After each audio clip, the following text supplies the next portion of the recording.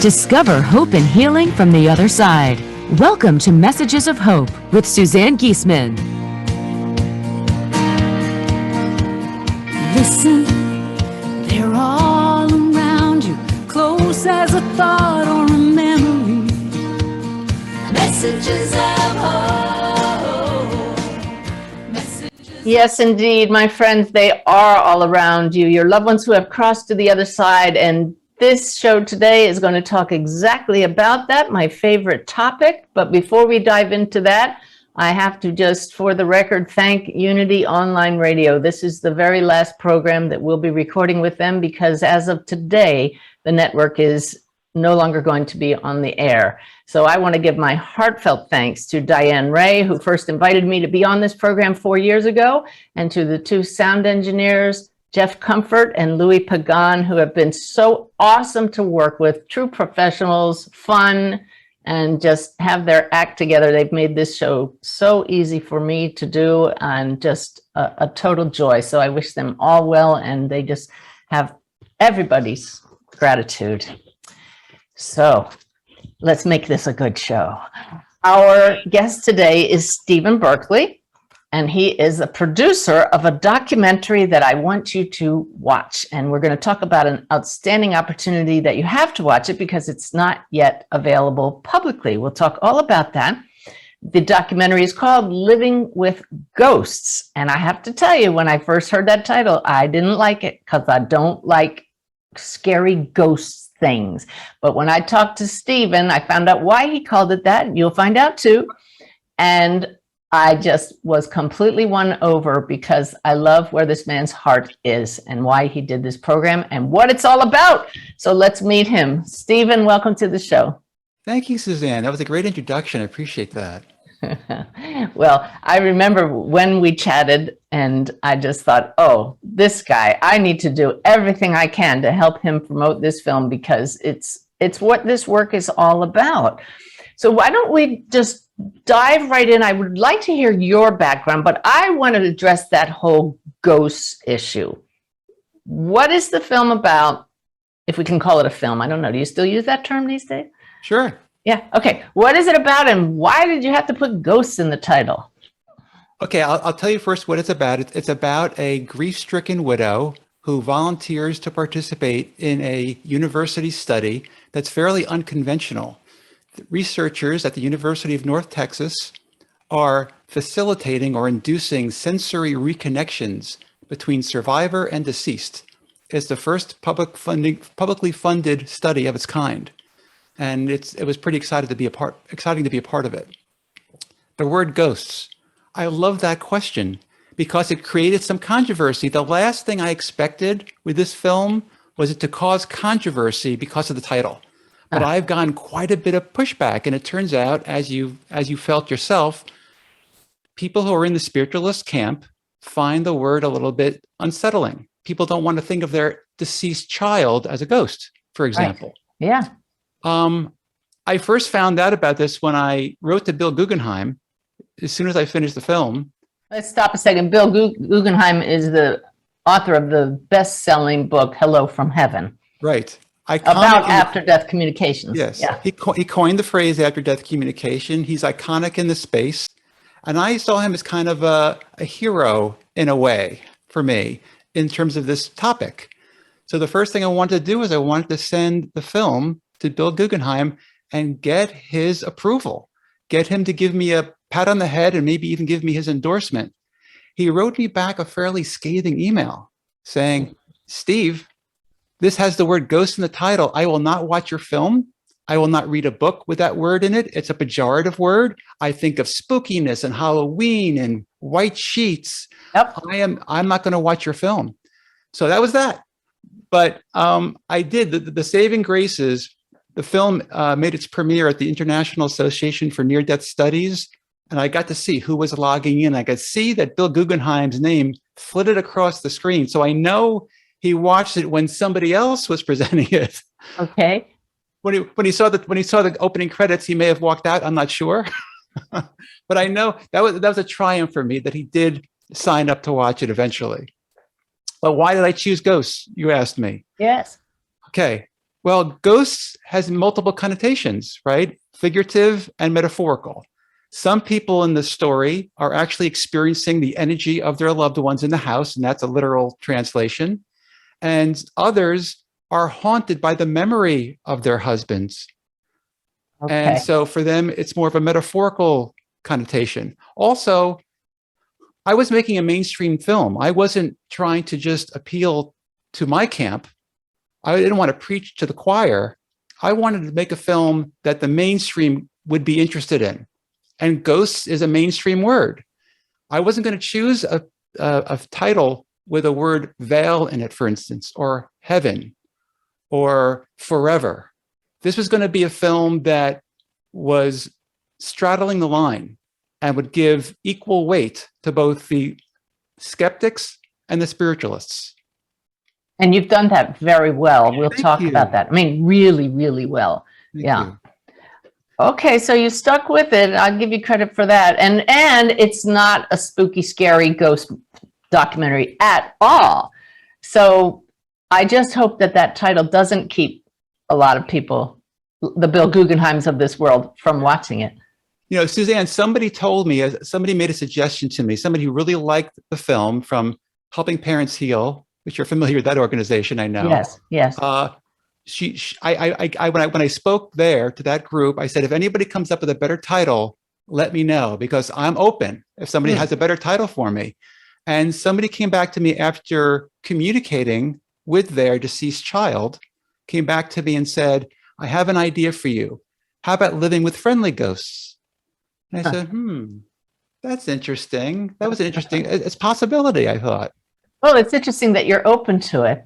But okay, so now we've set that stage, and we know it's not a scary ghost movie, Right. and it's about these after-death communications, the study. I noticed you said that was going on in present tense, so they're still doing these studies. Well, the particular study that's featured in the film has been complete, and the professor finished her report relatively recently. It's not actually published yet. This is it's unpublished news right now. So that's kind of exciting too, but it's relatively recent, but it's ended. Well, that may help the documentary when that comes out, but let's save that for the second half of the show. Okay. For now, you said, I don't want to preach to my camp. Now, you don't look like a woo-woo guy.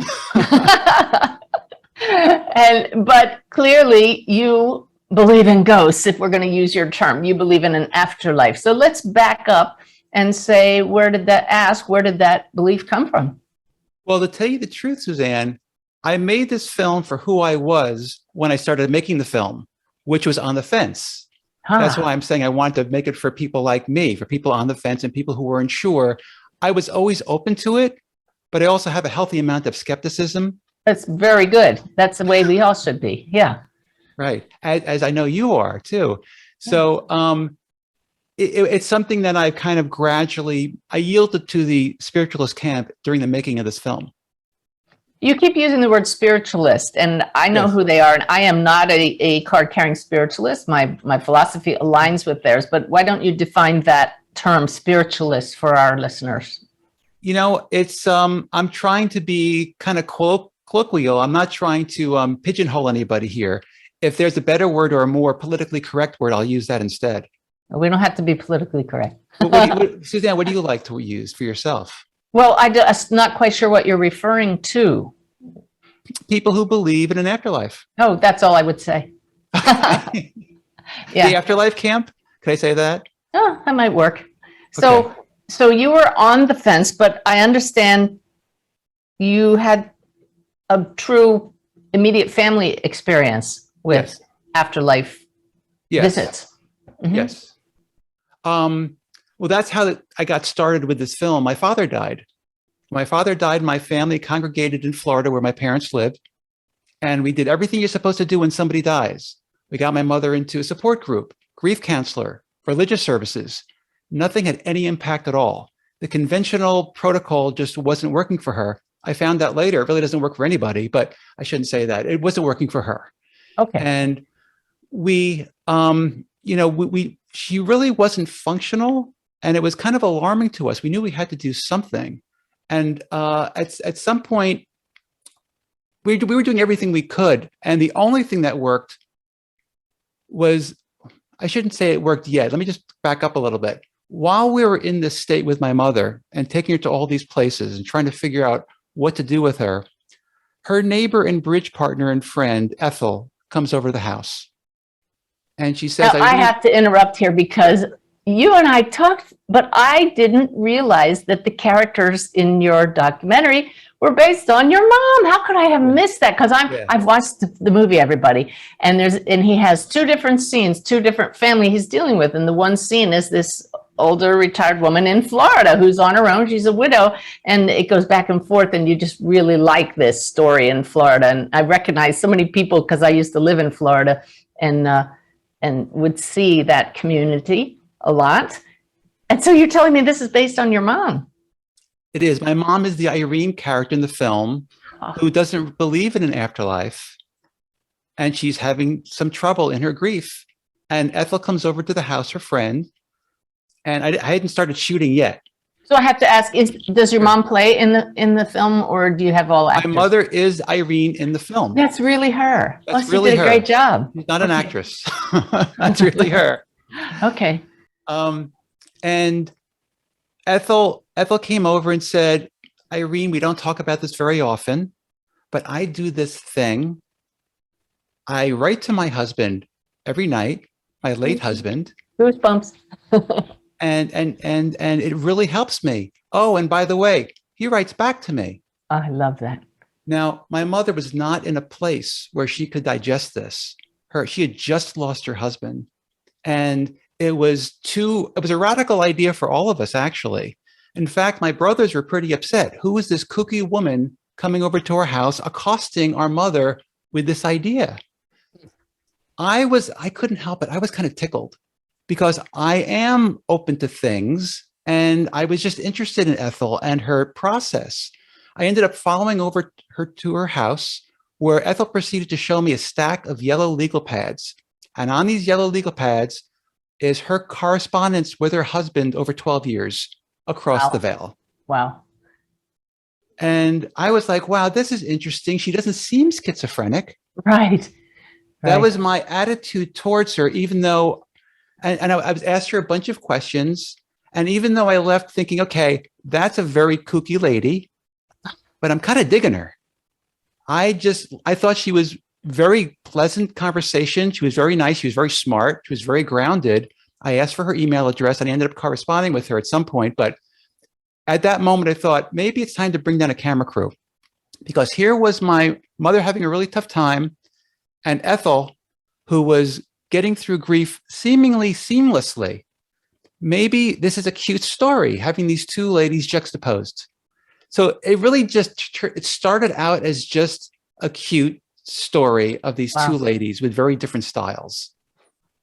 And ends up, do you want to give it away, or we just make people say they have to watch? Does Steve's mother start writing to Steve's father or not?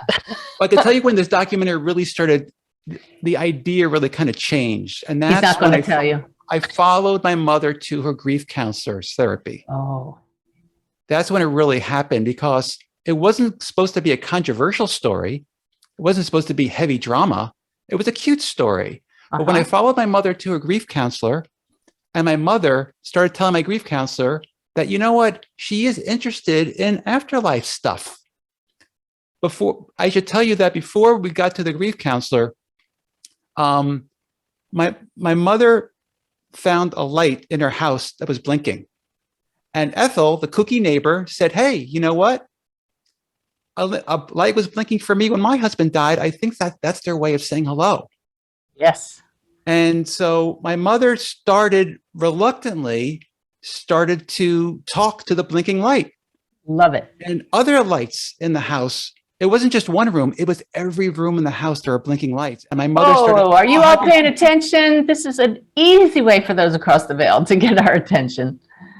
So she started having conversations with who she suspected was my father in the house, causing the lights to blink. And this was making her feel better. This was the only thing that was making her feel better. She was starting to climb out of the doldrums of grief. and she was starting to reintegrate into her social circles. But then she made the tragic mistake of sharing this with her grief counselor. Yeah. You cover this in the film. Yes. Yeah. Uh-huh. And the grief counselor said something along the lines of, Irene, that's a short-term solution to a long-term problem. Now, I hadn't done the research yet on this. I was about to find out that half the population has these experiences and does better from it. But at that time, I just intuitively thought, why are you disabusing my mother of this notion, even if it is a placebo effect? Mm-hmm. Let her have this. Why not? It's not hurting anybody. Right. So the film was more born from that sense of injustice, like that this shouldn't be happening. And I did the research, and then the rest, we'll take it from there. So the psychologist that is in the film, and you reenact the scenes with your mother talking with him. It wasn't a reenactment. Wasn't a reenactment? Well, Ethel was talking to a psychiatrist. Okay. My mother was talking to a grief counselor. They're two different scenes. Oh, okay. But those were not reenactments. There are no reenactments in this film except for one, and it was just like a logistical thing that had to do with somebody on a computer having to reenact it because we weren't there to capture it live. But no, there are no reenactments. Wow. Some things look a little bit stagey, I was told, but that's an explanation for that. I like movies to look pretty. I can't help it. I'm a movie buff. Yeah. So a really strict documentary would just point the camera and let people do what they do. And sometimes they're out of focus and out of frame, and sometimes they're not. I kind of I positioned people to make sure they're facing the camera. I asked people to wait to speak until the cameras are ready. So sometimes it looks a little bit stagey, but everything's real. It's shot like a reality show, I guess. I'm stunned. Yeah. Wow. Very, very honest conversations with the psychiatrist who really indicates, this is not exactly healthy, talking to your deceased loved ones. And I just want to reach through the camera and say, no, don't tell her that. Right. It's helpful. Right. Yeah, wow. But ultimately, your mother does communicate with your dad. I mean, she does have something towards the very end, something happens, but I don't want to talk about that too much in case people want to, I want to keep people in suspense a little bit on that. Yeah. And why do we want to do that, Steve? Why do we want to keep? Because we're going to have a special screening of this. Yes. Yeah. May 13th to May 16th, there will be a screening just for this audience, Messages of Hope audience. We'll get a special screening just for them. And there's a sign up. There's a sign up link where people can register. So you have to register before you could actually attend the screening. And I believe that registration link is going to be available with this recording. It's also available other places, right, Suzanne? There'll be places where people it'll be in the description of this when we make it into a video on YouTube. Right. And we'll probably put it on my podcast page as well. And so what about after the special screening, if people watch this video after May 26th of 2022, hopefully it'll be public somewhere in the future. What is your goal? It will be on PBS eventually. Right now, I'm still trying to raise money for PBS. I found out the hard way that PBS isn't free. I'm going to have to recut the film for PBS, and they have a presenting station fee and all this. So I'm doing these private screenings to raise money to be able to put it on PBS, and it will be on PBS sometime in 2023. Not sure of the exact date yet, but they like it. They want it. Yeah. So the screening is free and you can watch it, but I'm sorry. I should talk about the screening. The screening I have two different cuts. There's a short, which I was planning on making available for free, which gives you the basic information about the therapy featured in the film. And then I have a full 90-minute version that I'm asking people to make like a minimum donation for. So that'll all be obvious when you go on and you get the link and you'll see what it is. And that donation is to get this film onto PBS. Exactly. Yeah. So you produced it completely on your own. You were into film before. I shouldn't say that, Suzanne. I have to give somebody credit who's very important to this film. There's my writing partner and I guess co-producer is Christopher Seward. Christopher Seward is best known for Fahrenheit 9/11 and Sicko. So he really has the chops for like making an award-winning film. because those are two of the highest grossing films of all time. Wow. I'm the guy that kind of sits to his left and say, okay, I like that or I don't like that, but he's really the craftsman. It's my story, it's my family that's in the film, but he's really the filmmaker, I should say. Okay. So watch the description in the YouTube portion of this show when it comes out within a couple days. In the description of the episode will be a link to that screening where you can sign up. Super. All right. So the other scene, besides these retired widows learning to write to their deceased husbands, one already does, the other one's checking it out, deals with a family who's lost their father and the woman's husband. Where did that story come from?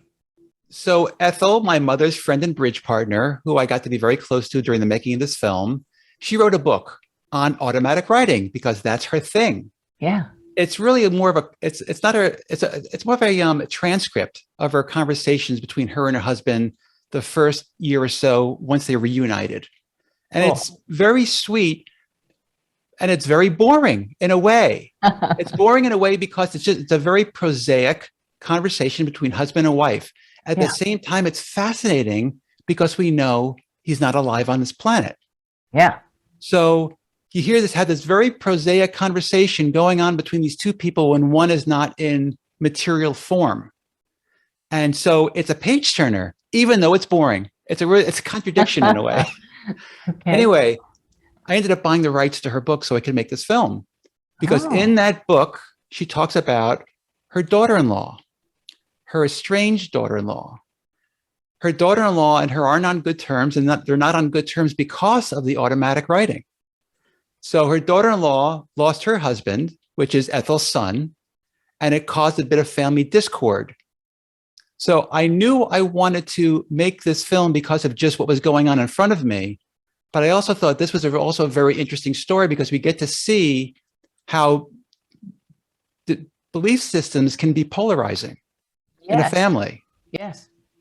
So I forgot, it's been a while since I watched it, Stephen. I forgot then that Ethel's writing to her husband, but she also has a son who crossed. She writes to her husband and to her son both, more to her husband. Okay. And her daughter-in-law did not like her daughters, Ethel's granddaughters, being introduced to automatic writing. That's right. Yeah.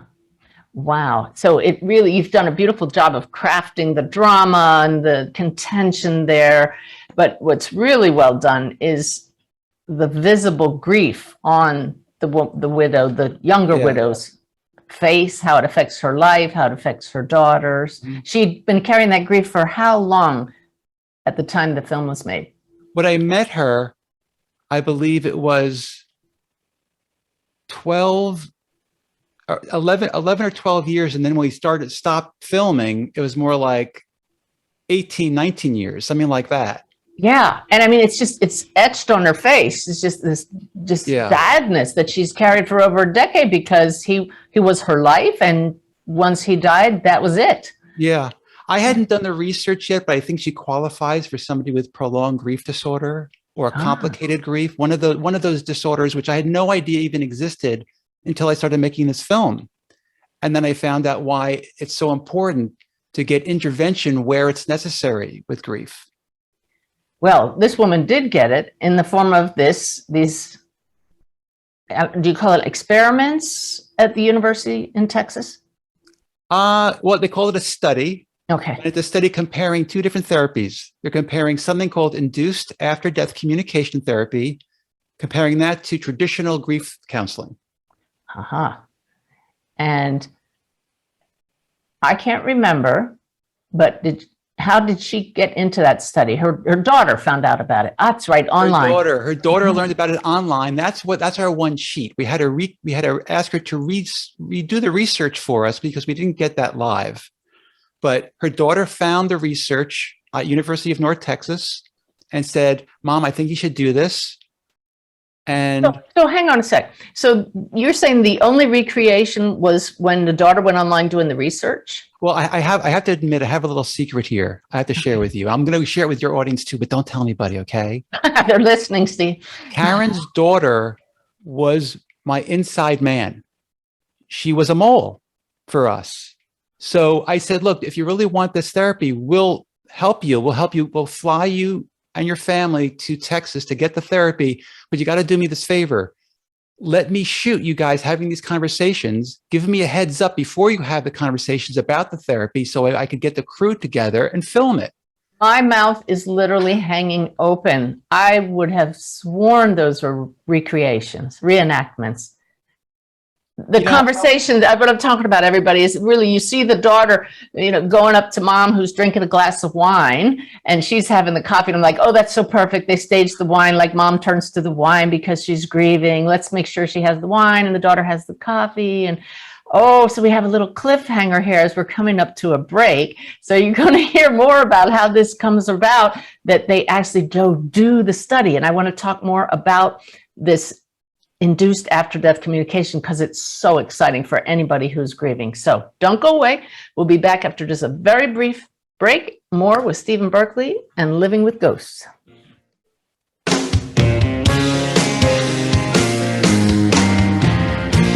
Welcome back. You're listening to Messages of Hope with Suzanne Giesemann. So we're talking with Stephen Berkley, producer of the award-winning documentary, Living with Ghosts. And I'm still, just as the British say, gobsmacked that you did not reenact those scenes, that you followed this family around as they were actually considering having this, what is it called? Induced after death communication. Now, you must have known about the protocol in the study and pushed it in that direction. I have to admit, I caught a glimpse of it, but it really was Karen's daughter who found it and decided to do this with her mother. She really thought it was important to try. So are you saying that initially you contacted this family only because there was this contention with Ethel's daughter-in-law, that she didn't want her to do the writing, and then it takes off in this other direction that shows another form of grief therapy? There was I think a 4 or 5 year gap between the time I first started shooting them. Like in the beginning, you see Karen's hair is pretty long. Yes. And then 5 years later, I got back and you could see the kids are older. They're out of, they're in school or they're out of school. And everybody's older. And it wasn't until then that I said, okay, let's make you guys the featured subjects of this film. Wow. Okay. So tell us about IADC. Okay, so IADC, which stands for Induced After Death Communication, is a derivative of EMDR, which most people are familiar with. It's now an established trauma therapy. It's something that a lot of vets coming back from Afghanistan or wherever are using to help them help them with their PTSD, etc. That's eye movement desensitization. What's the R? Eye movement desensitization and reprocessing. Reprocessing, which stands for. Now, Al Botkin is a therapist, and in the early 1990s, he was administering EMDR to somebody in a VA hospital in Chicago. He decided to modify the EMDR just slightly. He wasn't going for any kind of effect. He just said, okay, let's do it again and let's do it this way. And the sitter or the client had an after-death communication. And this was not expected. This was a big surprise. But Al Botkin decided, well, let's see if we could repeat this. And he repeated it for a couple of other clients. And it turns out that it's repeatable. So what happened was, we can go into the details of how it works, but for the time being, I'll just suffice it to say that he wrote a book on this procedure because it was different enough from EMDR where he felt like he could kind of coin this phrase, induced after death communication. It turns out he's not really inducing anything. I don't want people to be misled. He's creating an environment where it's fertile for a visit. It's almost like he's giving people the feeling like a near-death experience would be without the trauma, but he's doing something to make it work. So these people are having these induced after-death communications, and they're being healed in 2 90-minute sessions. When I say healed, I want to be careful there. I don't know if they're healed for life, but whatever they're suffering from on a daily basis because of the loss, that seems to disappear very quickly. So because these are actual visits from their loved ones across the veil, and they know yes. it. They have a feeling that's totally different than just, oh, I'm thinking about my loved one. It's vivid, like a dream visit, only it's right here in their face. They are awake, and a visit can mean anything from sight, smell, touch, visual. It's any of the senses can be involved, and you have the sense that your loved one is in the room with you. And I often can hear my listeners when in the middle of the show, and right now I can hear a whole bunch of people saying, why do I not know about this? Why don't more people know about this? How can I get this? And this is what your documentary is helping people to know. The founder of this technique will be the first person to say he's not a businessman. He's not a marketer. He did not know how to get the word out there without somehow cheapening it. So he was very careful into how he would get it out there. But he did manage to train about 500 therapists worldwide who have added this as part of their practice. And I just want to say that it is a very legitimate practice accepted by trained professionals. And that's the thing, you must see a trained psychotherapist because it can bring up stuff, right?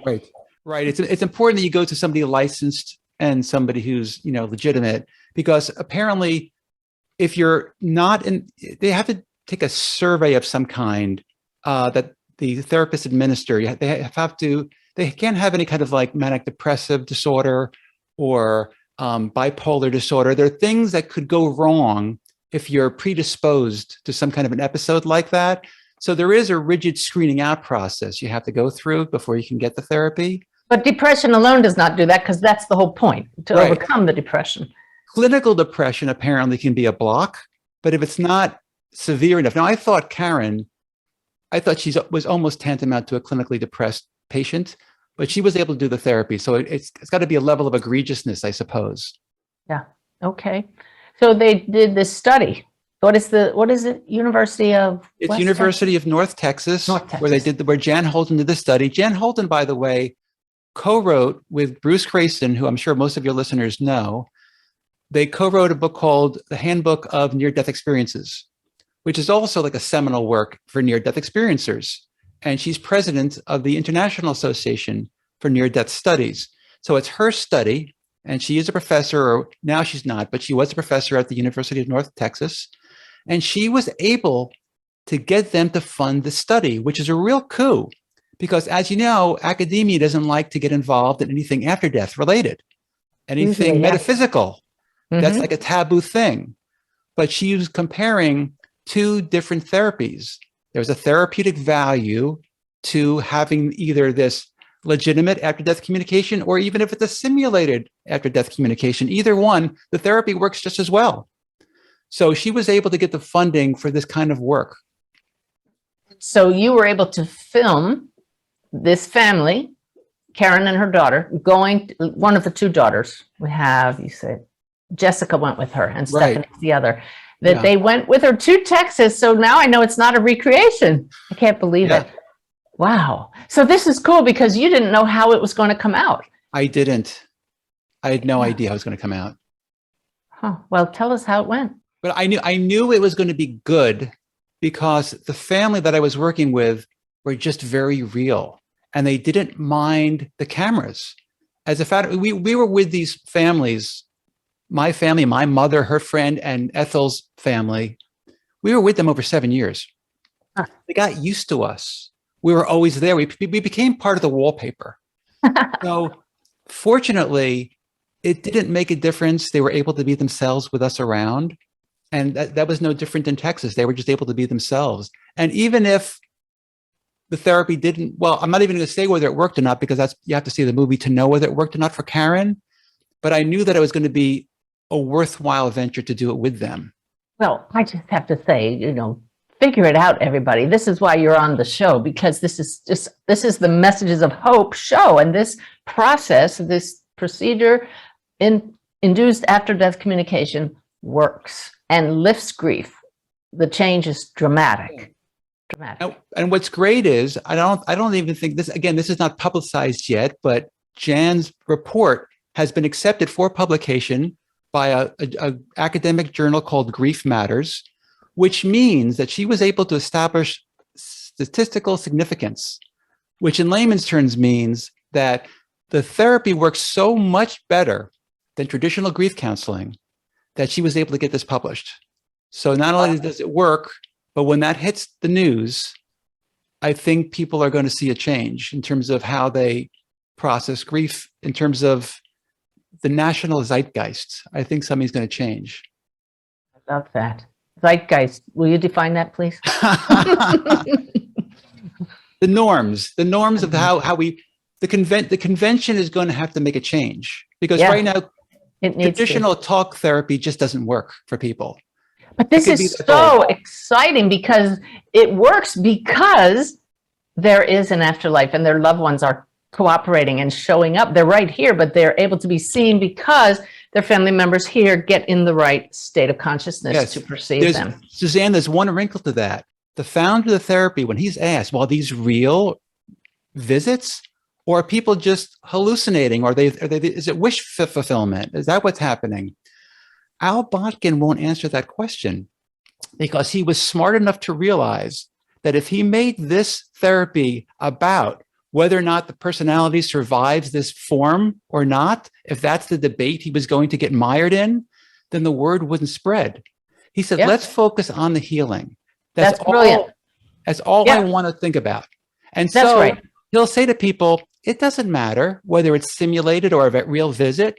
People are being healed at the same exact rate, whether they're a believer or a skeptic. And get this, Suzanne, this is going to blow your mind.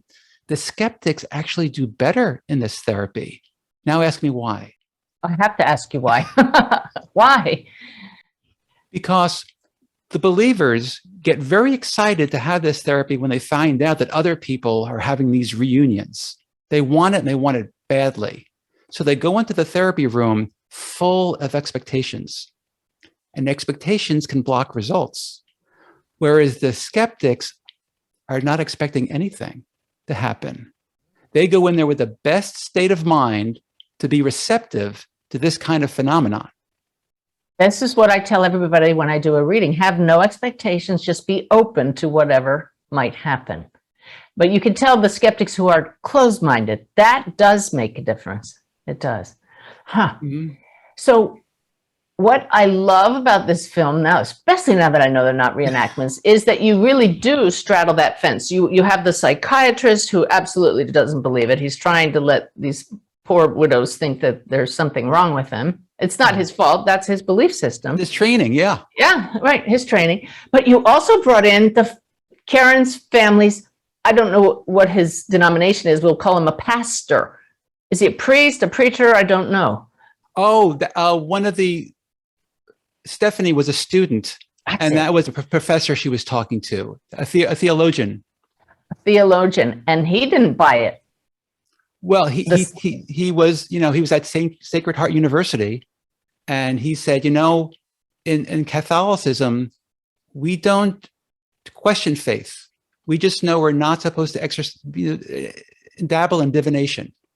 We just believe that we're going to, there'll be whatever it is, at some point we'll meet God and we'll meet our family members, but not now. I can't, I was surprised that he would repeat that on camera in a reenactment. So now I know he was absolutely stating from his heart, from his current belief, what his truth was. And it made it hard because here's this daughter trying to find healing for her mom and for herself. And she's trying to make up her mind. Do I try to contact Dad? Yeah. It was beautifully done. Thank you. Yeah. So let's just repeat that in the description of this episode, you'll find a link to a screening of the documentary Living with Ghosts anytime that you want to watch it between May 13th and 16th. That's the date, May 13th and 16th. So please do watch it because it's captivating. It's very well done and very exciting. Very exciting. How can people find out more about IADC? They could find out more if they go to the website for the film, which is livingwithghostsmovie.com. there's a resources tab. Perfect. And on that tab, there's all kinds of, there's an abstract to the study, and there's also just books on after-death communication, and there's books on automatic writing. And it's just a good place to find tools that I use to make the film. Nice. Have you tried automatic writing to contact your dad? I have tried it, not to contact my dad, but to contact others. I have not been successful yet, but I should take that back. I had a kind of a success, but it's really hard to repeat, and it involved like a magic trick with cards. I don't think I should get into that. It's too convoluted. Yeah. But I felt like I got some validation that I could do it, but I have a little bit of ADD. It's hard for me to sit down with a pen and just kind of wait for something to happen. Yeah. But I know it works because I've seen it work, and it worked for me kind of mildly. So that answered the next question I was going to ask, because you said you started out this project on the fence. Where would you say you are in relation to the fence now? You know, I'm all the way over the fence, and I feel like this is a safe room I'm in right now with you and your audience. So I could probably admit, I won't admit this publicly because I really want people to see me as an objective filmmaker and not someone who's necessarily a believer or non-believer. But I had a visit from my father, and it was the most profound event in my life. Tell us about it. We love these stories. Really? Oh, Suzanne, haven't you heard enough of these stories? You never No, we never hear enough of these stories, right, everybody? Bring it on. But keep in mind that I didn't have a great relationship with my dad, so this could not be a wish fulfillment kind of thing for me. But about 6 months after my father passed, I was in bed with my eyes closed just before wakefulness, which I've heard since then is when most people have lucid dreams, right? Yes, that's right. So I knew I was kind of awake, even though my eyes were closed and I was in bed. And there was my dad. And I was like, wow, you look good, Dad. You know, this is what I was thinking. Yeah. And I was thinking within a few seconds, I'm thinking, wow, you know, this is a man who's died, who I spent my life with, that I don't know how I feel about even seeing him right now. But we hugged. And in that moment, I realized I have a lot of affection for him, even though we didn't hug in life. And that was very healing for me. I realized that I really did miss him. I really did love him. And that was really, really nice to hug him. And I felt him. I felt his body, which was really strange because how could that be? If he's just energy, how could I be feeling his body? How could I be smelling him? But I had that kind of visceral experience, very sensory overload experience. And when I woke up, I was like, wow, that's what that is. That was an after-death contact. That's great. And this is before I started making the movie. This Perfect. is Even better. Yeah. Yeah. So this was really a surprise. And anybody I tell this story to, I'm sure they would think, that's probably a dream. But I don't mind people thinking that I know better. That's awesome. What a gift. What a gift. Yeah. So you followed these folks around for 7 years, you said? Yeah. And you sure weren't doing it for the money then? No, I mean, documentaries are kind of notorious for not making money. I mean, I'm not expecting to make money from the film, but it's something that I felt I had to do because I could not share Ethel with the world, because what she was doing was just, to me, was just amazing. She was having these long conversations every night with her husband. And again, whether it was in her own mind or whether she was really having this connection, she was doing great. She was very mentally healthy and she was pushing 90. And I was like, that's just fantastic. And why shouldn't we all be doing this if that's really something we could do? That's right. Yeah. It's just the BS that gets in the way. And that's belief system. That it's not possible, that we can't do it, that we shouldn't do it, that it's scary. And just think about our loved ones across the veil who are just waiting for us to pick up the pen or have those conversations. My guy, Brenda, just tickled my hair. She just does that. It feels like a bug in my hair. And I know it's not a bug, it's Brenda. She's just saying, yeah, everybody pay attention. This is real. We want to talk to you. Yeah. Awesome. So what have we not talked about that needs to come up? Let's see. We talked a lot about the study, which is important. and about how, oh, here's something I thought was important. You know, are you familiar with the DSM and the hallucinations of bereavement? That's the manual that psychiatrists Right. use to put labels on Yes. mental disorders. Yes. Right. So the American Psychiatric Association added to the DSM the normal hallucinations of bereavement, because there was enough studies like the one I'm talking about now where it's obvious that people are getting these kinds of visits. And you said the word normal. And the DSM, it's like the APA was not really ready to completely embrace the phenomenon. So it's a little bit of a cop-out. Yeah, but they're still calling them hallucinations. They're calling them hallucinations, which is a contradiction in terms, right? Right. So they included this oxymoron in the DSM, even though Normal the hallucination. phrasing does not make sense, Right. but they're not quite ready to embrace a metaphysical phenomenon. They're not ready for it.